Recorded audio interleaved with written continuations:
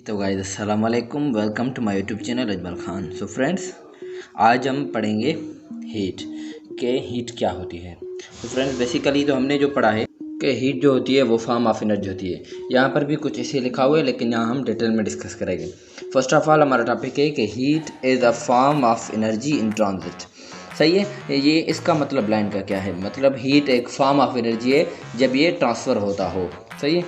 तो इसकी हम हिस्ट्री पढ़ेंगे कि many scientists have tried to explain the nature of heat up to the beginning of 19th century।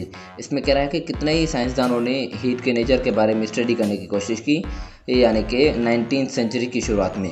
और इसके बाद कह रहा है कि it was considered as a weightless fluid called caloric which existed in every material body। कह रहा है कि हीट को जो है ना पहले कंसिडर करते थे कि एक ऐसा वेटलेस फ्लूइड है जिसको हम कैलोरिक कहते हैं। क्या कहते हैं? कैलोरिक कहते हैं। और ये हर जो मटेरियल बॉडी में एग्जिस्ट करता है, यानी कि हर मैटर में एग्जिस्ट करता है। उसके बाद कहता है कि hot bodies were said to contain more caloric than the cold bodies. मतलब कि जो हॉट बॉडीज़ होती है उसमें कैलोरिक ज़्यादा होता है, यानी कि उसमें हीट जो फ्लूइड होता है जिसको कैलोरिक कहते हैं वो ज़्यादा होता है as compare to cold bodies के। उसके बाद कहता है कि the caloric theory could explain satisfactory many processes such as heat conduction and mixing of substances in a calorimeter। कह रहा है कि जो कैलोरिक थ्योरी है, यानी कि हीट के बारे में, हीट की हिस्ट्री के बारे में, ये हमें जो है ना अच्छे तरीके से जो हीट के प्रोसेस होते हैं, हीट की ट्रांसफॉर्मेशन के, वो उनके बारे में जो है ना हमें बता सकती है। और जो हीट मिक्स होती है सब्सटेंसेस में, उसके बारे में हमें बता सकती है with the help of calorimeter. तो कहते हैं कि this concept of heat fluid was challenged by Count Rumford. इसको यानी कि चैलेंज किया था काउंट रैमफोर्ड ने। और उसके बाद ही observed while supervising the boring of cannon that as cannon barrels were being bored a tremendous amount of heat was given off according to the caloric theory.